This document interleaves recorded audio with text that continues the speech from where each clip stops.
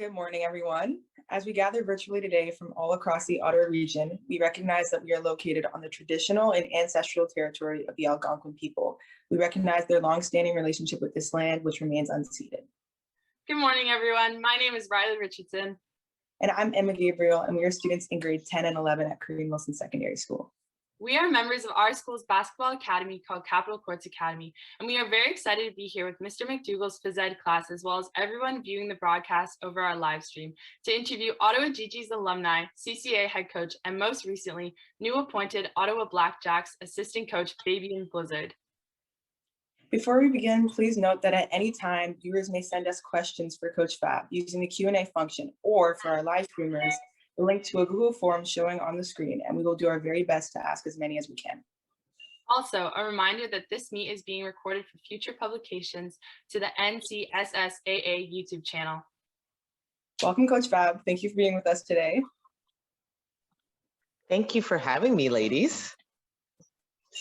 We are so excited to talk to you today and get to know you a little bit better. Okay, so before we begin, we're going to just tell a bit about Coach Fab for everybody who's watching. So she was born in Brooklyn, moving to Montreal at the age of 5. Coach Fab graduated from the University of Ottawa with a political science and information management system degree and was a standout on the basketball court. She was awarded Rookie of the Year, MVP, Best Defensive Player, OUA All-Star, and Athlete of the Year for the University of Ottawa. Coach Fab has coached at every level in basketball: club, university, college, regional, and provincial, and is regarded as one of the top coaches in basketball. So many achievements. Now we're going to watch a brief video so that we can see a bit of Coach Fab in action.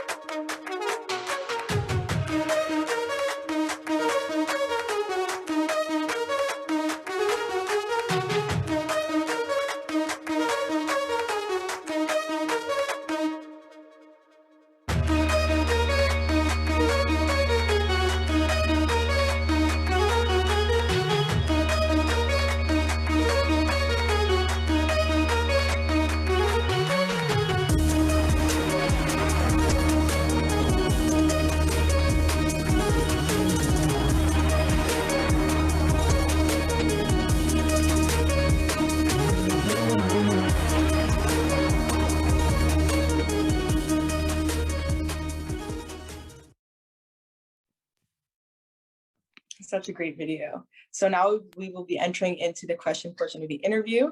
Anybody watching, please feel free to send in a comment and we will do our best to read it. Okay, so let's get started. So the first question is, so Coach Fab, how did you find your passion for the sport of basketball? I would say that it started with someone asking me to try out for the high school team, because I was playing, actually was a figure skater for 5 years. No way. So so when someone asked me to try basketball, I tried it, and then I had to pick because my mom wouldn't let me do figure skating and basketball, because figure skating I was in the competition stage, so that means one-on-one at 6 a.m. So it made a very easy decision, because it was 6 a.m. versus 6 p.m. and I picked 6 p.m. I can see why you chose that. Yeah, anyone would. Yeah, and my coach was super, super passionate, that it was just contagious. Like, I didn't think I would fall in love with it. And it was just, he made it so interesting, and he was all about defense. So he really just transferred the passion he had to me. Pretty much, I was pretty much like in awe in everything he was saying and everything he was teaching us. That's awesome. Awesome. I didn't know you were a figure skater. That's amazing. Really cool. That's probably where you get all your fast, twitchy movements on defense, you know? That's so cool. Maybe in Zumba, I don't know. Okay, so our next question is, when you first began coaching, what approach did you take? What goals did you set for yourself and for your teams? When I started coaching, I was an apprentice coach, because I went right from playing to coaching at the university. I was just, we call it a player coach. So what I did is it was more a development of just relationship. So making a transition from being one of their teammates, because we had some girls that were, you know, in their last year, and then, you know, with the new players developing relationship, because I was basically the player development as well. So that means I worked on skills with them. So the approach was very much related to relationship and sharing my experience as a player, and how they can get to that next level, or that next level for their game, because especially the ones that are about to graduate, what am I bringing to you, since I was their point guard, and then the new ones, just getting them more comfortable, because I think it's always, the first year is always the scariest year, and it's how do you make people more comfortable coming into university setting. That's Yeah, a I really can totally see that. Speaking about kind of playing in university and at these different phases, what's like the biggest adversity that you've had to go through as a coach and also as a player? My biggest one is, and it's one that happened in CEGEP. So as you come in and you leave home, there's a lot of things that are so different for you. And having always been the only Black girl on a team, you know, being in a small town like Sorel, it was, you know, you got used to things and people got used to you, and you just became popular in this small town. So when I went to CEGEP, now I faced what I was noticing, it was a lot of competition for specific spots, and I played a lot. So there was so some of my roommates were my teammates, and I remember the jealousy started with the playing time and everything. And then one of the girls was so upset about things that when a piece of jewelry of hers went missing, she blamed me for it.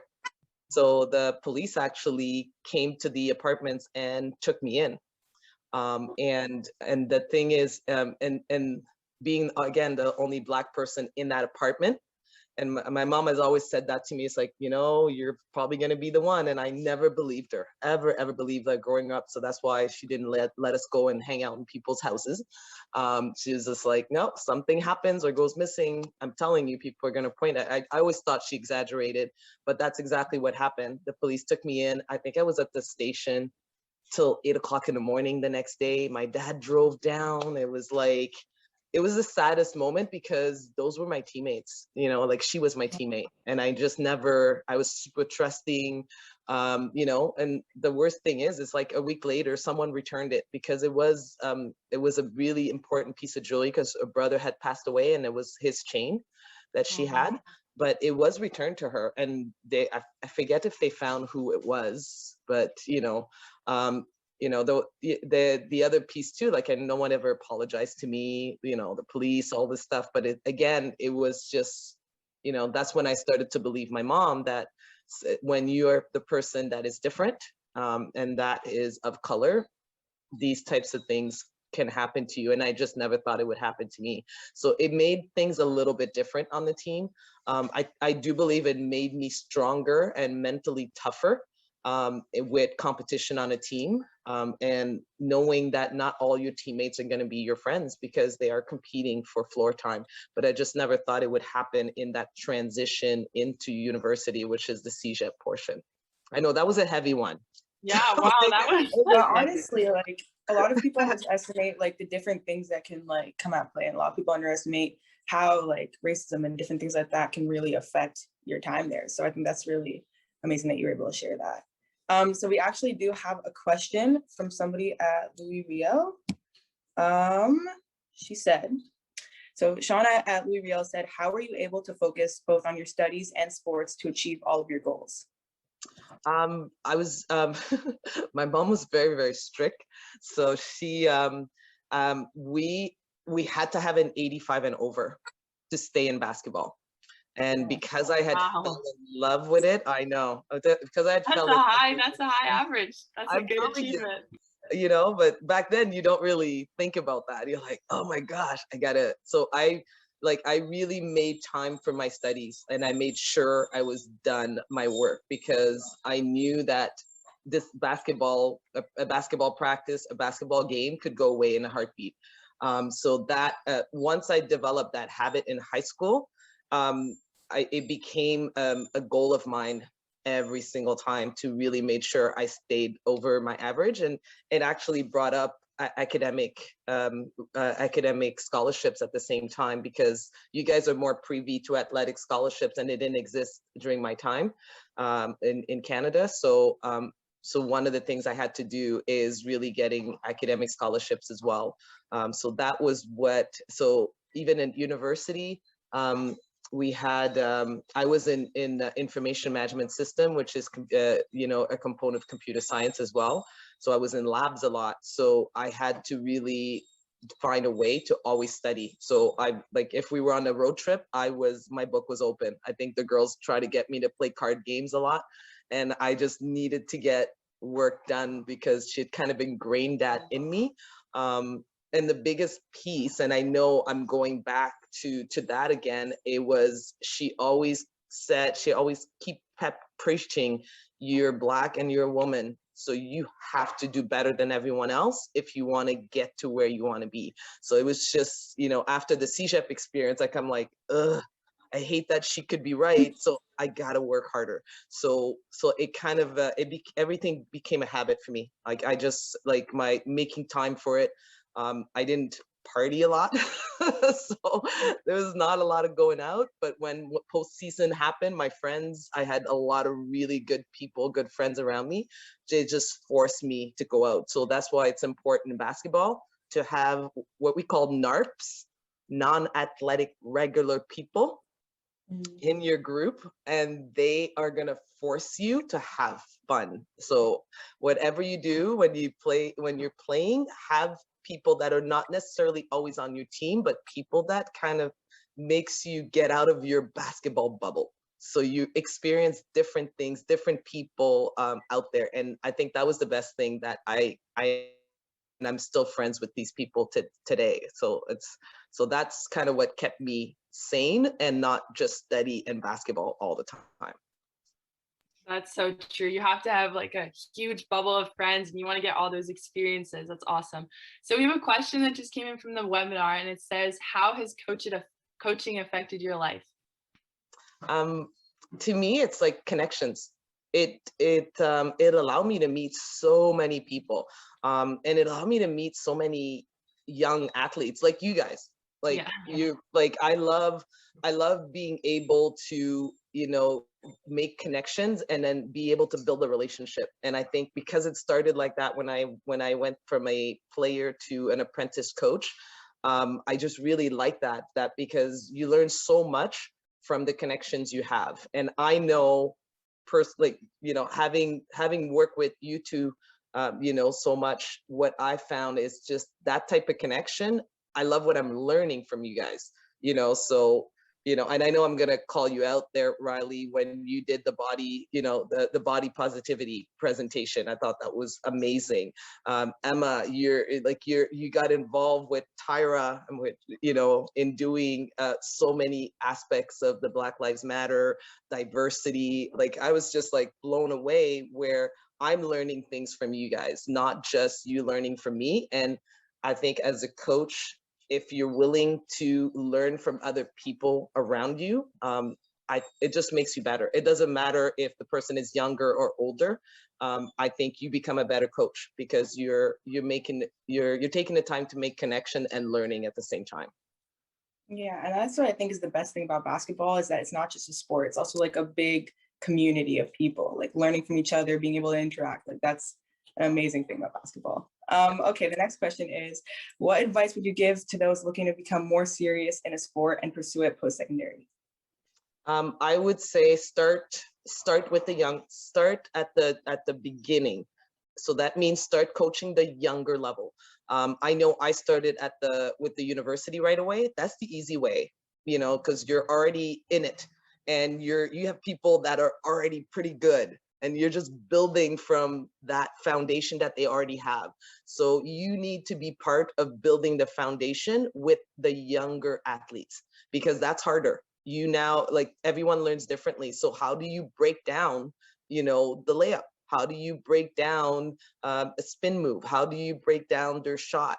and everyone will be different. So you will have to develop different methods of communication, different methods, different approach on how you're gonna get people to learn and retain. And it was, I thought when I did, I remember doing U10, I was like, oh my gosh, take me out of there. I was like, because no one wanted to listen, no one, and so like you're like you have a gym full of young people that are just talking to each other, and just, so now you have to establish, okay, now let me take control of the gym. How do I do that? So I get the respect from them, and they know I'm respecting them too, and I'm gonna make time for bump. But right now we're gonna do this. So it was every level was so different, and I needed to make sure that I adapt to my audience pretty much, you know, and that makes you much better. Don't, like, you know, the easy way is when you start with the people that already have a good foundation. So it's like building a house. Make sure you have a good foundation first, and then you can start expanding, you know, and get to the next levels. That's so true. I've coached younger girls, and it's like a whole different basketball Yeah, game. Like I've coached younger boys too, it's the same. you gotta go back to the basics. We have a question from Julian, and it is, what is your favorite memory from all the years you've coached basketball? Oh my gosh, there's so many. There's so many great memories. Gosh, I would say, you know, like when I look at just the most recent, like it would have been the CCA playoffs. When we get into that, like those are intense. The team gets intense. You know, like being able to put in strategy, and the team is like running, executing. I would say Team Ontario, when we won gold, and we didn't have all the top players on the team because they were playing international, and that would have included Aaliyah Edwards and Marissa Russell. Like they were our best players, where Quebec brought in all their big horses from those tournaments. The girls had like they were still in a different time zone when they came in. And they should have beaten us because they had all the bigger players. But my strategy to the team was like, listen, they just came in and played with them, and playing with them now. We've been together all summer. Who has a better chance? Because we have synergy. So that was probably one of the best moments, because it's to make a team believe that they can win without the big players. And we beat them by 20. And Well, that's like a pounding. That's a good win. So that would like, especially the names that were on that team, like they believed and they crushed it. Like I think that was probably, but there's so many more. Like I could go on like this, you know, I enjoyed, like, you know, even with my boys, we went to the finals and won it with the boys, the Wolverine boys. Like it was like, I've had so many good moments. And sometimes like you know, the CCA one, we didn't win it. We lost by 1, but it felt like we won because we played so well, you know. So like one team has to score, is gonna score more than the other, and someone is going to lose. But we, you know, at least we chose how we did it, because we fought till the end. Yep. Yeah. That's definitely a big thing, is even in your losses, being able to look over and know that you did your best and like you played as hard as you could. Okay, next question. Can you tell us about your experiences at the different levels of basketball that you played? So from the young age to CEGEP and even in university, what were the similarities and the differences? What did you have to adjust to? High school was, because I started at 13, so it was a lot to learn. But I would say I spent lunchtime in the gym, and as soon as evening came, I was in the gym again with the coach. Again, a lot of it had to do with get my schoolwork done so I could be in the gym, and I would pretty much close the gym. And the nice thing about my coach, he would just let me, like, he'd go in his office and just let me shoot, let me do what I need to do. So until I was ready to leave. And when I was ready to leave, he'd drive me home, because that was the only condition that my mom would let me play, because we lived about 30-45 minutes, and I would walk, and she didn't want me to walk late. So shit, my dad, I swear my mom must have done a whole police check on him and everything. Like she was hardcore about, you know, who we were in contact with. So So he was, my mom adored him. Like he really, you know, allowed me to, and convinced my mom that let her play basketball. She'll get, well, I promised work will be done and school will be done. So that's, so in that level, it was a ton of work. And then I got recruited for CEGEP, which was great. I ended up, I was part of the starting five. It was, you know, it was a tough team to be in because the coach had basically, he used to be a high school coach in Sherbrooke, where, and Lennoxville was next to it, and he brought all of his girls. So it was being able to crack that group, because there was 8 of them that came over that he brought, that he knew already and won championships with.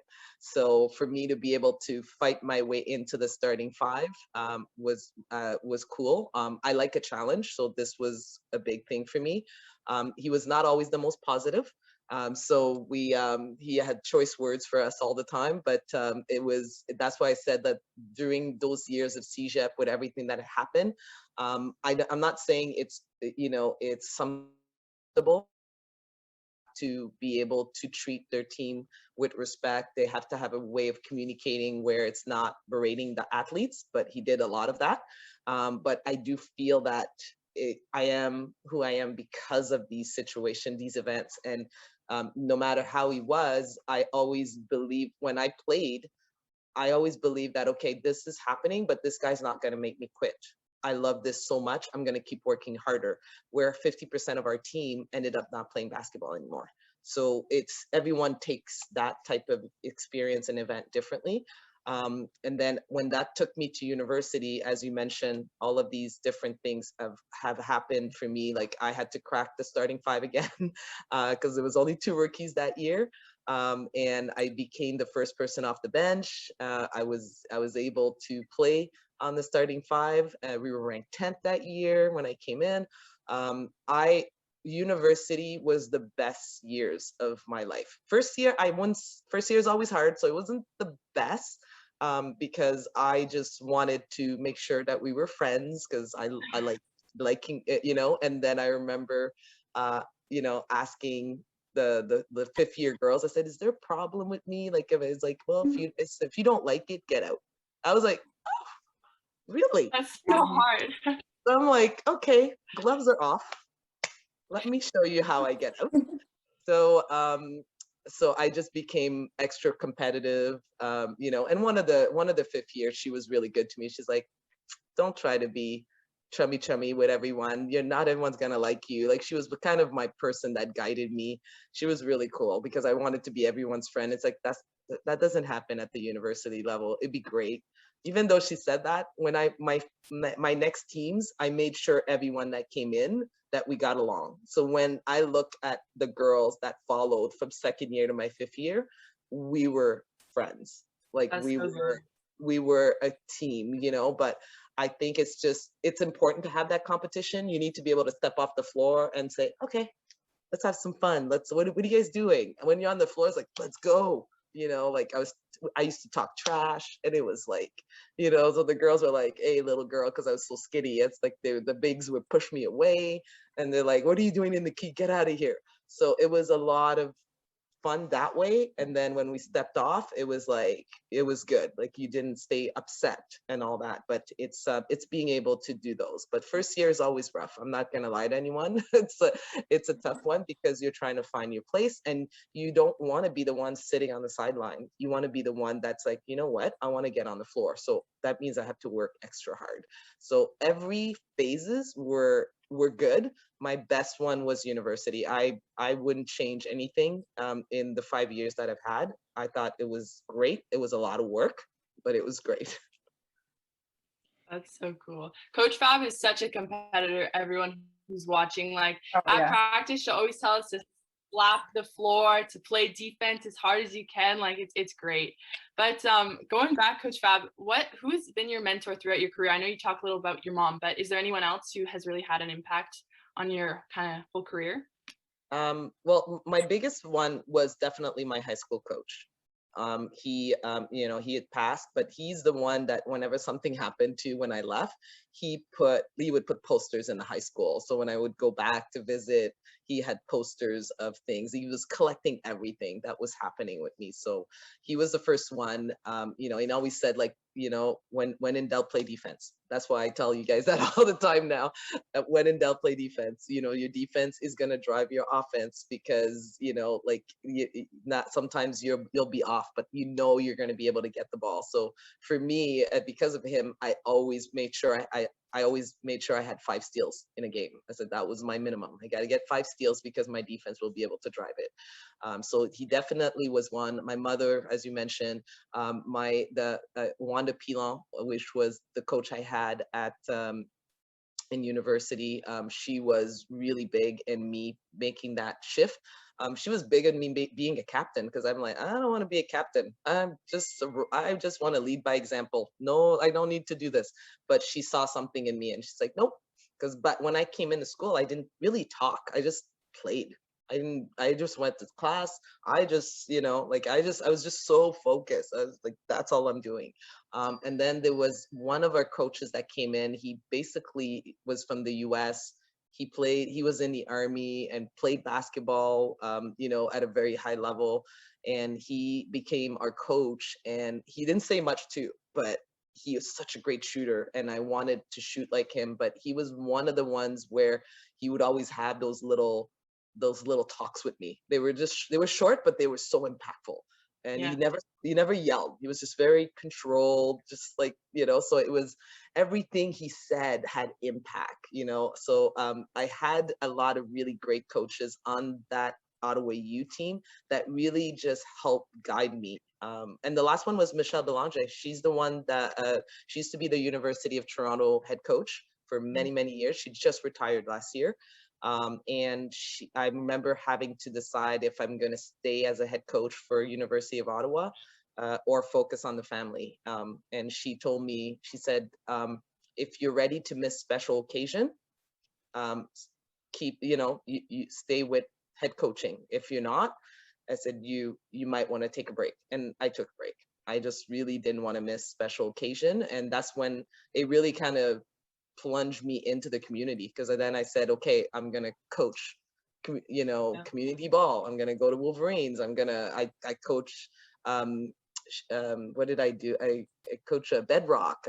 I was like everywhere. I was doing clinics, just to make sure I keep the basketball piece, but I couldn't do 6 to 7 days a week anymore. Mm-hmm. But it's good you kept like basketball involved and knew like when it was time to step back for a bit, like knowing when. That's the best thing about all of this. And it's cool because like basketball is basketball, but it's also your family, you have like your community, and it's so cool how it translates on the court and off the court. Exactly. Okay, so going back to the questions, another one is, how does it feel to be the only woman in Ottawa to currently be coaching in professional sports? I think, I would say about time.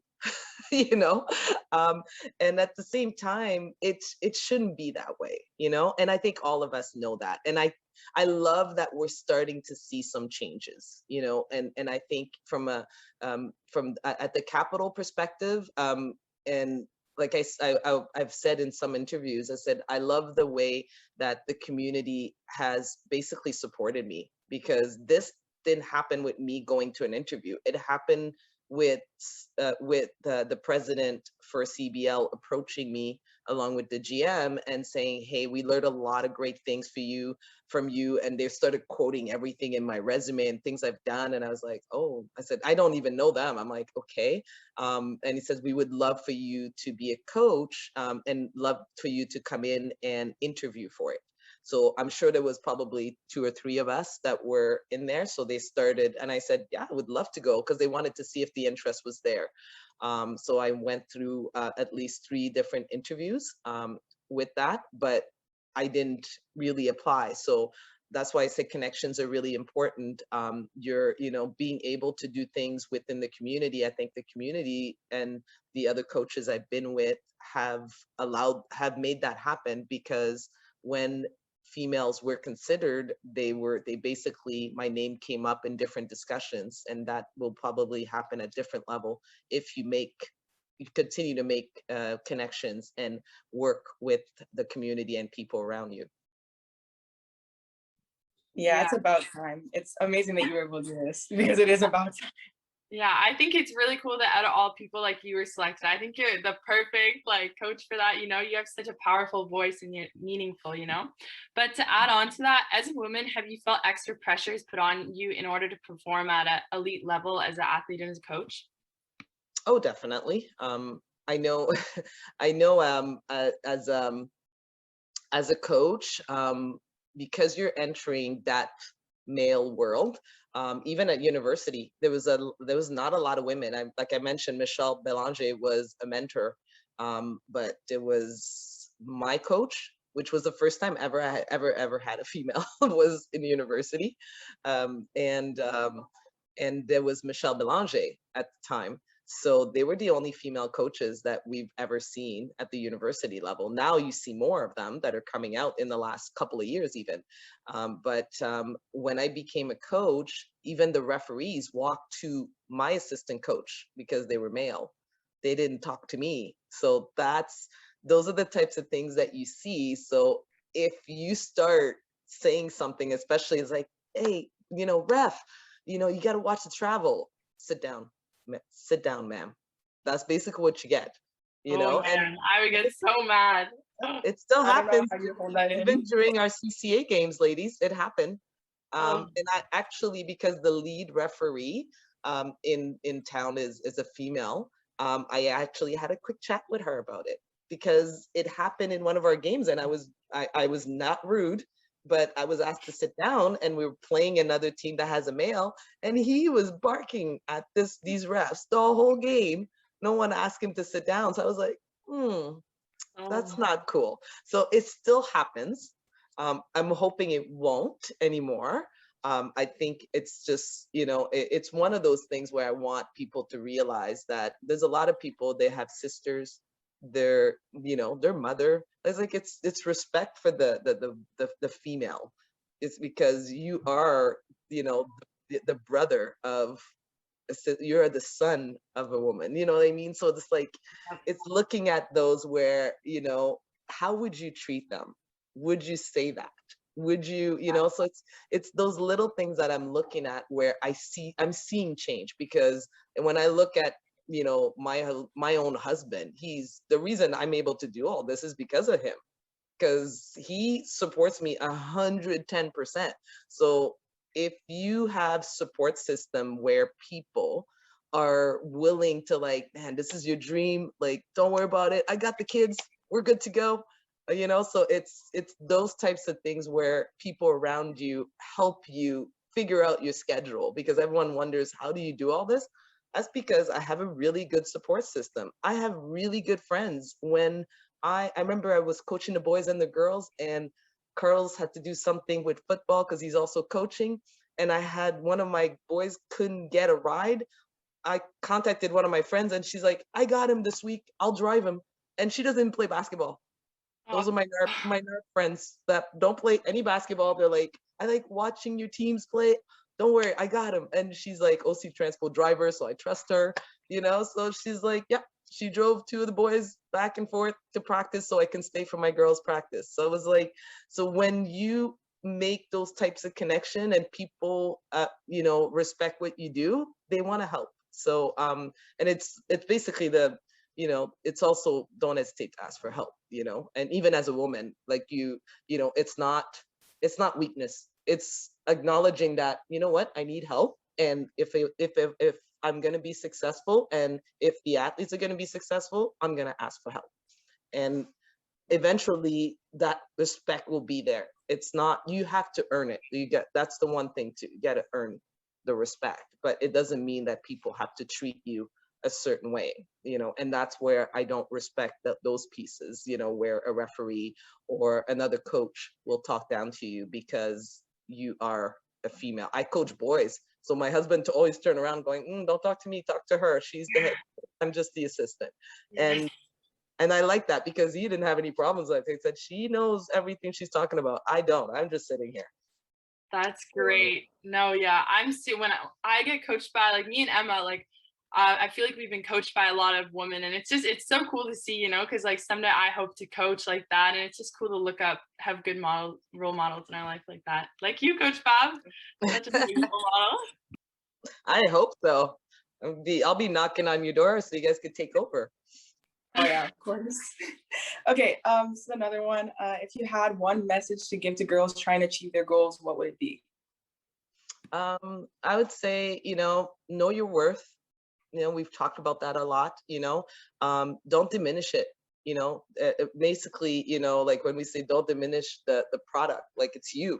It's like, I'm worth a lot and I deserve respect. And make sure you know your stuff, because I always talk to you guys about being competent. Being competent means you're confident, because I'm like, oh, I know all this stuff. Just like studying for an exam. Like, oh, I studied, I'm ready to go. And if you leave the exam, you're like, I aced it, because you're confident because you did the work. So always like, if you did the work, your worth keeps increasing, and you're now able to really get into what you need to. But you got to start from the beginning.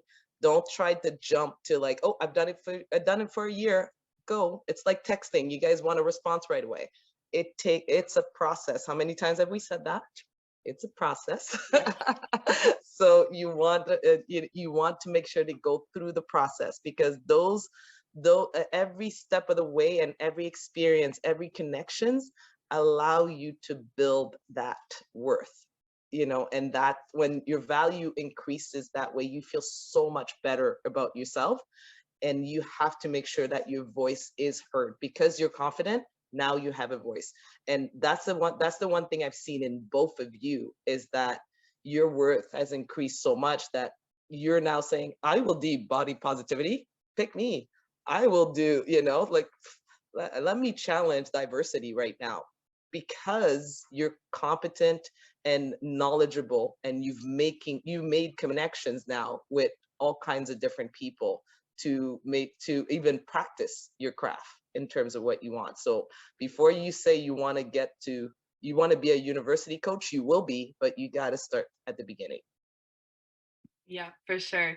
So speaking of like confident, powerful women, how does it feel for everyone? Tyra is Coach Fab's daughter. So how does it feel for you to see Tyra like going off on her own adventure and kind of following in your footsteps of like being successful at all these different stages? I'm so excited for her. She's dreamt about that. She has a goal board that she used to have in her room that was like color coded and prioritized to the goals that she wanted. And to see her get to that point is exciting. She's having so much fun right now. She's killing it. So you're just excited, and I'm happy to learn things from her, just even from a different country, and how things are being done, and then how different basketball is at times. And so I'm excited. I think I'm looking forward to you guys telling me what is in store for you guys as you move to your next step. So I get excited when my own players, and she used to be one, just end up doing bigger and better things. Like, that's exciting. Yeah, definitely. I would feel so proud. You should be so proud. That's amazing. So we have another question, and it is, okay, in regards to Ottawa U, how does it feel to have been like a Hall of Famer and to have left such a big mark there? It's great. Like, I love the recognition. Ottawa U's been good to me, as a player, as a coach. It was sad to leave. Like, honestly, when I made the decision to just focus on the family, it was a really, really hard decision, because my dream was always to be a university coach. So the Hall of Fame came to a surprise, because I remember when the university coach called me and said, hey, we want to honor you with this. I'm like, really? So one of the things that I ended up doing, which is also part of that, is myself and the coach there, we created the first ever scholarship for athletics in Canada. That's And so that was with the alumni. So I worked a lot with the alumni to build the one scholarship to start with. And I think we ended up with 3 before now you see all universities now have something in place.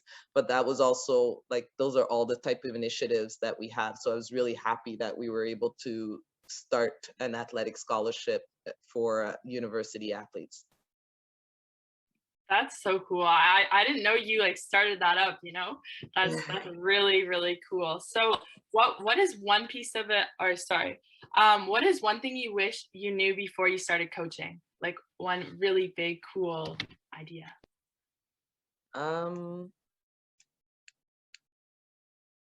That's a good question. I'm like, one thing I wish I knew. You know what? I think my biggest thing, if I could do it over again, I would probably not graduate in information management system. I think I think a lot of the reason I did, and this is kind of advice for everyone, the reason I did IT, which is infrastructure, is because my mom always wanted us to do something bigger, like lawyer and things like that. And that's why, you know, going to bigger universities like Ottawa U and McGill and Queens were the places to go. Like that's where you needed to go. So, you know, me saying that I wanted to take kinesiology was probably not going to be an option at the time, because she only saw it as being like, oh, you're going to be a phys ed teacher. I'm like, what's wrong with that? As far as I'm concerned, I'm just not a teacher. So all the teachers out there, I admire you, because my sister's a teacher and it's hard. Like it's a lot of work to you know. So I think you know, all of you guys out there, you should. It's not an easy job to be teachers, and how they, you know, and how much work they put into it, and having to get through that was the only thing for me. I said, I don't think I want to be a teacher, but I definitely always wanted to be in sports. So I wish I would have been in kinesiology so I could be in sports and I could start and continue in doing that. Right now I share my time between the IT world and basketball, and I'm looking forward to leave the IT world and just focus only on sports. But again, I think if I could have, I would have done that, because I love watching my sister, and she's a phys ed teacher. She's amazing. My mom allowed her to get into it, didn't allow me to get into it. She's hardcore teacher, and I love her stories. I love all of my friends that are teachers. Their stories are amazing. So all the stuff you guys made them go through, sometimes I'm like, oh my gosh. But I'm sure they would say the same thing. They learn so much from their students, and they get a lot, you know, they get a lot out of their, you know, their days when they spend with that, because I bow at their feet, honestly. I don't know how they do it every day. I'm sorry. I love you guys, but you know, you know, I'd rather have you on the basketball court doing something that you always want to do, instead of like, oh, I don't feel like this today. Oh man, that's so cool. That Yeah, makes I me know. wanna learn It is. You kinesiology. guys are thinking it. I know you guys are thinking it. It's like, what are we doing today? Badminton? I don't want to play badminton. After all this makes me want to get into kinesiology. I'm gonna start considering that. I want to take in university. I think it'd be so cool. Just become a phys ed teacher or something to do, like staying in the sport. I would love it. Yeah, 100%. I want to keep myself involved in sports too. Okay. And with athletes, with kids. Oh yeah, I love kids. So final question, how has COVID impacted you, whether it be personal or even just in the basketball world? How's it impacted you this year? I would say, you know, I think it's resilience, and I talked to both of you guys about that. You know, I'm in total admiration and awe of our group this year. You know, I think you guys have made it so easy. Our CCA group, you have shown resilience. You're driven. Like I've seen, you know, this is, like I keep saying it to you guys regularly, but this is probably the best group of young ladies that I've ever had an opportunity to coach, because it's, and I say that because the whole team wants this. normally you always have like, oh, 50% of the girls want it, the other 50% is like, I'm happy to be alive. But when you have a group of girls that are so driven and they want this for themselves and each other, it's incredible how powerful it is. So, and it makes me want to just do more. So when we have all of our Zoom sessions, and I know you guys just finished school Zoom, and now you're jumping on a 2-hour Zoom, 1 hour with Merrick, 1 hour with Jeremy, another hour and a half with me with basketball the later on. I said, that's a lot of Zoom, and I respect that. And you guys are coming in with a big smile and asking, how's your day? How was it today? And we're not with each other. So I think that you guys have kept me going. And hopefully I've done the same for yourselves, where it's like, you know, it's a family, it's a group of people that have a goal. And especially for myself, like when I'm on meetings and Zooms and Microsoft Teams with work all day until my meeting with you guys, when I come to my meeting with you guys, I'm like, oh, thank God, this is going to be fun. You know, we're not talking about problems. So I think that's what's kept me going is you guys changing the day, you know, and shifting to something that is super positive. You know, the only thing I would say is it's making sure that you guys, the perfectionism that our team has, also made sure that you guys are able to like, okay, I'm not going to be perfect every day. And some days I am going to feel low, and it's going to be okay for me to feel low that day, but then I'm going to pick myself up and, you know, challenge the day and go for a run. Hint, hint. Which Riley does all the time, so it's okay. Oh man, yeah, I think it's super cool because on those days you might not be feeling your highest, you know, we have such a strong team of people that can help you bring you back up and get a smile on your face and get a great workout in. So yeah, but now Coach Fab, it's time for the best part of the interview, the fast fire questions. Oh, so we're gonna ask you some pretty good questions, and I'm excited to hear yours. Okay, are you ready? No. Okay, if you were stranded on an island and you could only bring one thing, what would it be? One thing? Yeah, one thing. Oh my gosh. I don't know. I'd probably just bring a really nice outfit. I like to dress.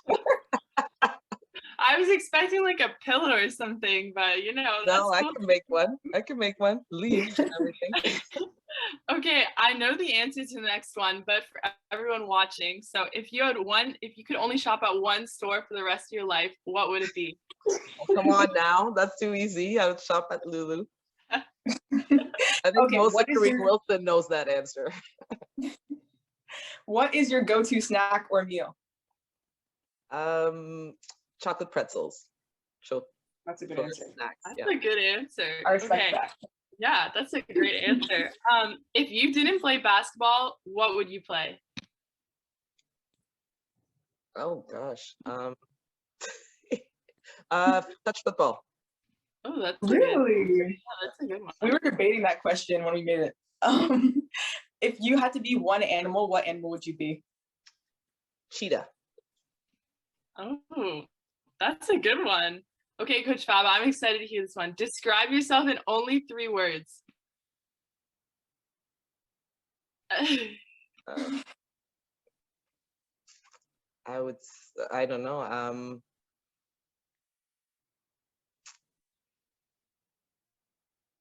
I don't know. I just have I don't know 3 words. I would say confident. Yep. Resilient, passionate. Yeah. I agree with those. I agree with those. Those are good. Okay, this is my favorite one. If someone had to play you in a movie, who would you want it to be? I would say be a cross between Whoopi and Beyonce. If you can put them together. I knew something like that was coming. I was like, who's the powerful woman that's coming in and playing Coach Fab? It could be Oprah and Beyonce. I feel like Oprah some days, and then some days I really feel like getting my groove on. That's great. Okay, for the last question of the fast fire questions, it's if you could check something off your bucket list today, what would it be and why? something off my bucket list today. Man. Oh yes, my Walt Disney. Yes, I want my Walt Disney one. So I want to do Walt Disney so badly. that's great. Well, thank you so much, Coach Fab, for your time and answering all those great questions. We, On behalf of the NCSSAA, really appreciate speaking with you today. Thank you. Thank Thanks, you for everyone, having for- me, ladies. It was fun. yeah, that was great. Thanks everyone for joining us today.